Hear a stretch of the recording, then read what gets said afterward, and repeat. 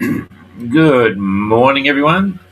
Good morning, Ayrton. You're up early. Oh, yeah, it's you. It must be dark your way, maybe. No.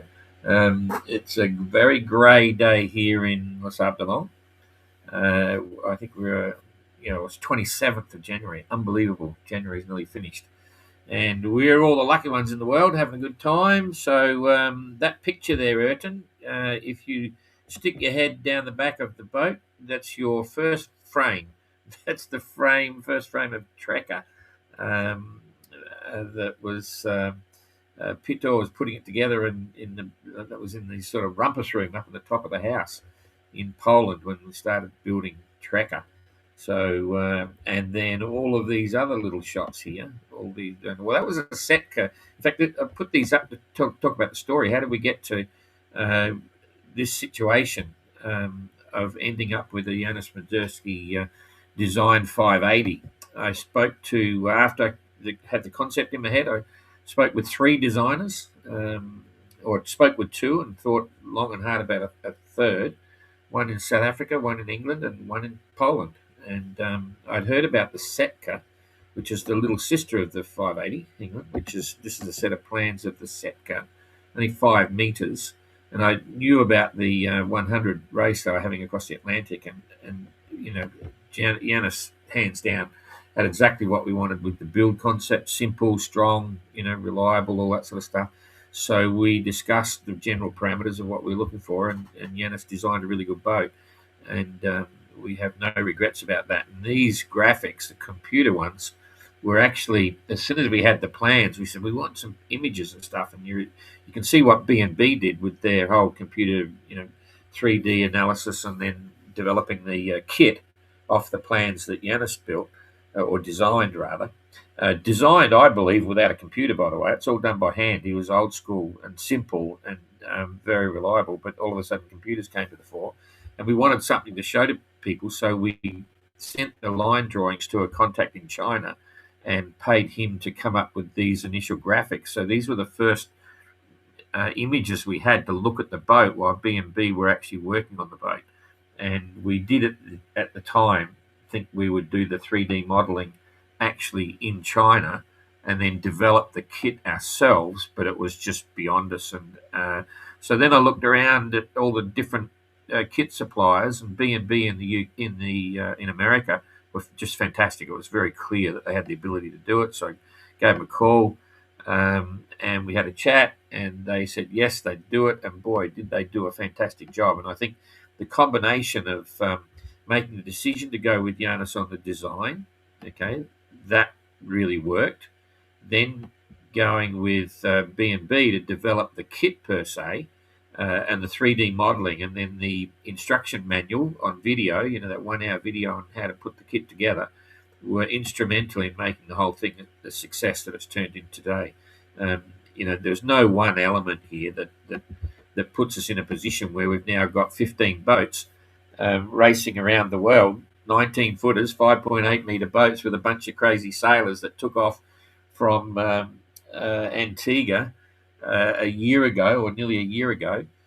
And we've got 11 still standing. And the only reason we don't have 15 is for financial concerns and one health issue for Dan in Canada. And that says a lot about a lot of things. So as I say, we talk about what goes on. And yes, Jane and I are very proud of what's happening. We're very proud of the fleet. We're very proud of all the builders out there that are actually building the boats and torture boarding and all, all that good fun stuff, following a dream.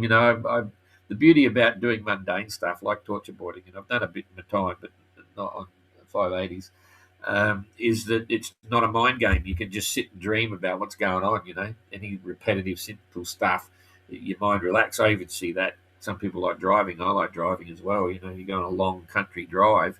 Yes, you're aware and you're driving safely, but your mind is free. You can think about whatever you want.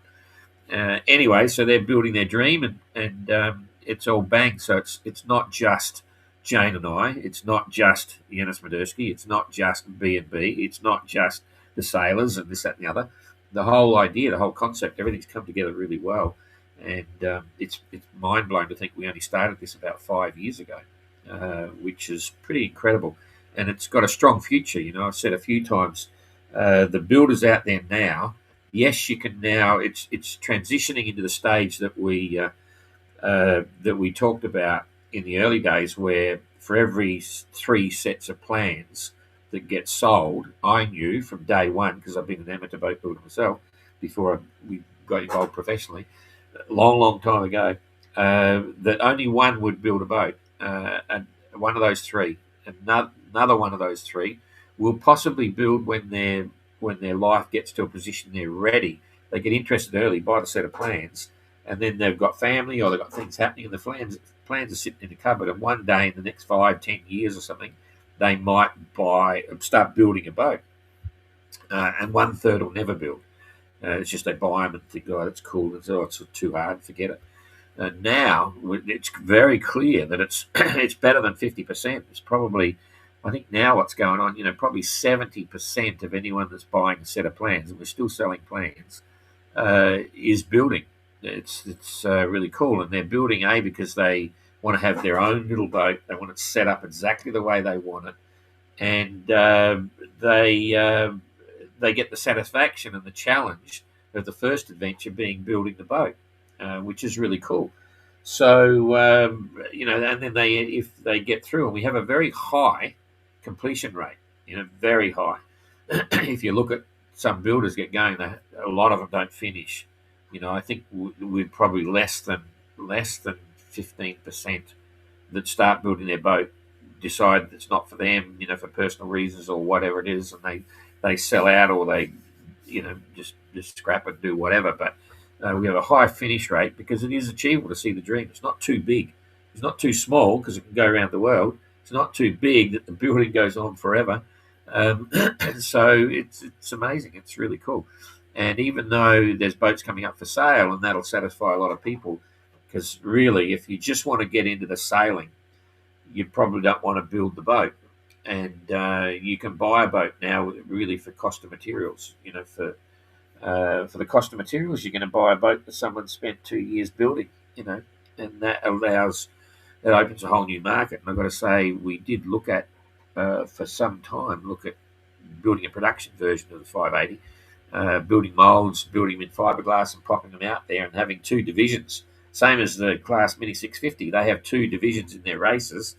One is the prototype, so you've got the similar parameters, but they're sort of one-offs in their development and experimental, and they can try all different things. So that's the protos. And then you've got the series class, which is a production boat. They've got to be, I think you've got to have at least 10 of them to call them a production boat. So you can go buy the boat, finished, ready to go, buy your sails, put your electronics on, and you're done.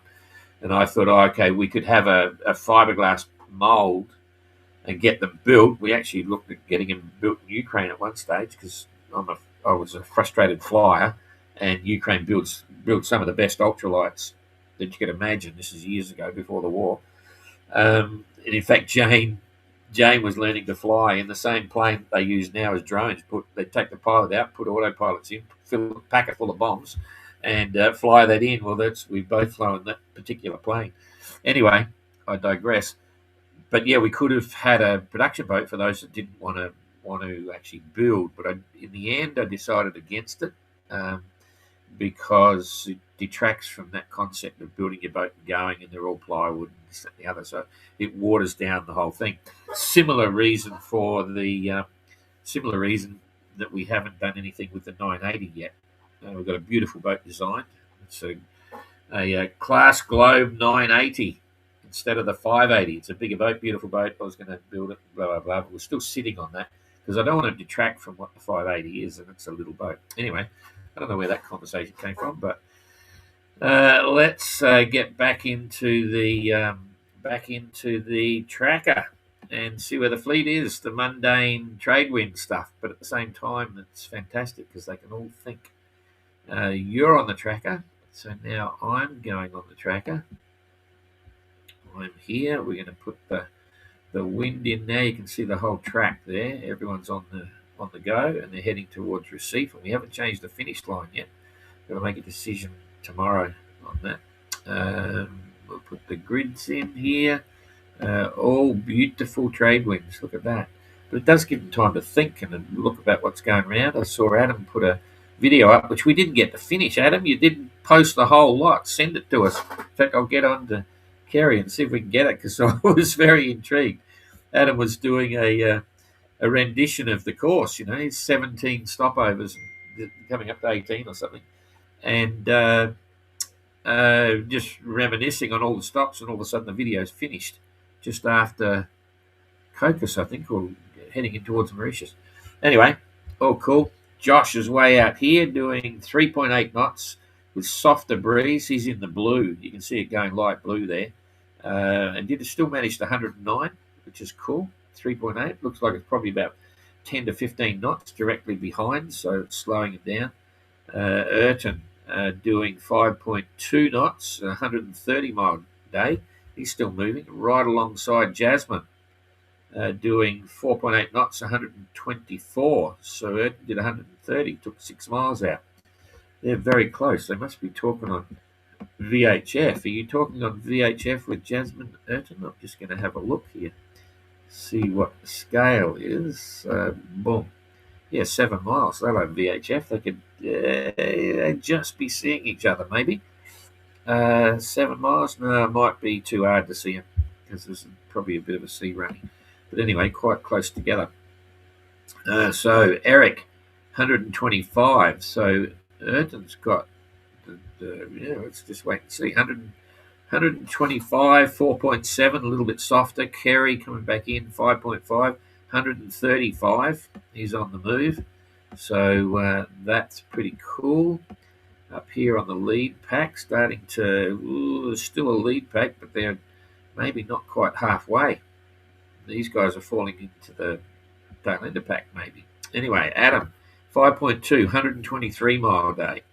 And Christian trying to get past, he is 129 mile day. So he's definitely moving faster. Christian carries a lot of gear on the boat. His isn't a light boat anyway in the build. He's got a lot of built-in stuff, and he's been carrying a lot of water up until now. I don't know what he's carrying at the moment, but anyway, he's moving faster than usual, I'd say, maybe, because I can't imagine Adam slowing down. 129 mile day, 5.2. Adam did 123. Jacob slipping behind Peeler, 4.7, 127. And Peeler got the pressure on, 128, doing 5.3. And then up the front, Dan looks a bit closer again. It's hard to tell. That's my imagination, maybe. 140. Jeepers. 5.6. It's sort of what I was saying before. There seems to be a little bit more breeze up front, but Dan's obviously sailing hard as well. 140. 139. Look at that. My powers of perception. I haven't seen the tracker before, but he's certainly holding it right up there. So Dan's got the mileage for the day. Renault's still holding out the front, 5.4 and 139 mile day. Still flying. So that's pretty cool. And Dan's a little bit closer. So, okay, how far behind? 1 mile different. But he's on distance to the finish. 395 versus 370. Over 85, 95, 2 miles off. He's about 28 miles behind Renault, something like that. And they're very close to Recife now, only 309 miles. So that's potentially 3 days, 27, 28, 9:30. Yeah, they're still going to be on by the end of the month, maybe. I was always saying I thought they'd probably get there first or second, but now it's still holding on the 31st, maybe. And then the split between the fleet. This is always a fun thing to do. Okay, so Peeler is about 113 miles behind Renault. And I'll put it right on him there, about 120 miles. Peeler's 120 miles behind. Adam is 200 or 196 miles behind Renault, and Kerry is 388 miles behind Renault, and Josh is 630 miles behind. So at that rate, it's going to be like a 5-day split. So Josh is still looking about the 5th or the 6th, I reckon. 5th or 6th, something like that. The others, where do we got? Kerry's, he's going to be 3.5 days still to go. So you can work it out from there. Okay, let's look at the weather for the next 2 days. Come back here a bit. Soft at the back for sure. I'm just going to zip by day because there's not a big change. Yeah, softening overall. This is the decider whether they get it on the 1st or the 31st for the leaders. Next day, still holding at that, but really 30th, it's starting to swing a bit too as they get to the coast. Oh, I remember that this is always the pain. If you're sailing up the coast here, like in the GGR or the OGR, these trades, southeasterlies, come along. When they hit the coast, they head down. And so you don't want to be inshore, otherwise you've got headwinds and you go tacking. And it's the further offshore you are, the better. And it's a big debate whether they go out wide or whether they come up the coast here.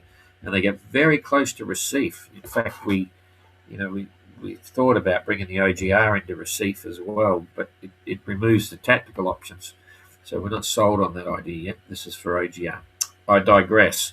Anyway, it's going to be light winds and puffing in a bit for the others coming on the 4th and 5th. Still pretty good. Great trade wind leg, this one. So, yeah, no surprises, but all good fun. We'll just quickly look at the currents, but we know there's nothing happening. At the end, they might get a spurt. The clouds, are they having a good time or are they having fluffy?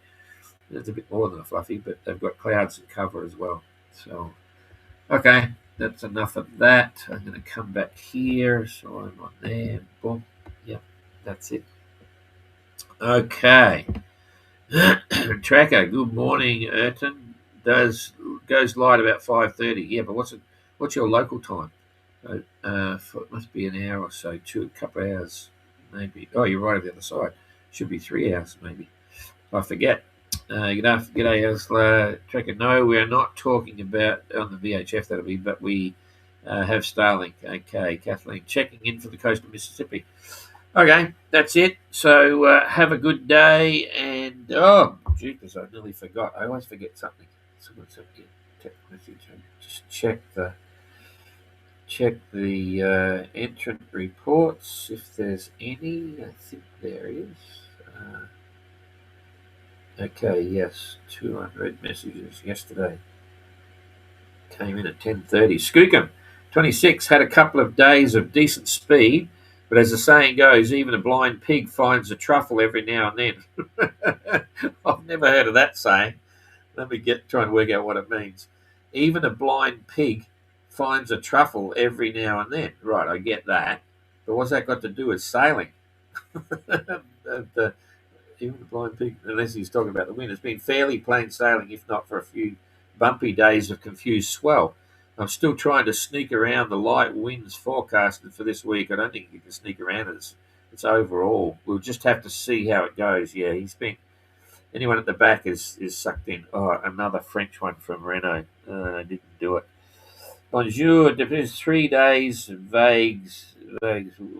Maldives. Grosses. 3 to 4 different directions. Okay, so he's had 3 or 4 days of confused seas, or 3 days, very confused seas from 3 or 4 directions, which makes it really uncomfortable, obviously. Flamenco. No, he feels like a flamenco dancer doing the samba or the lambada. Is that right? The lambada. So it's like he's dancing around. Clear Ches, 500 miles from Recife, Shad Solio. Okay, so yeah, yesterday he had 500 miles to go. Now he's got 360, and he's looking for that. So yeah, it's all good. So I think that's good enough. Geez, my translations are so good. I'll put AI and ChatGPT out of business. Okay, that's about all I got. So we'll see you tomorrow, and things will get exciting. I'll make a decision tomorrow on the finish line, but all is good. Okay, have fun. Bye-bye. Oh, like, share, and tell your mates, all that sort of stuff as well.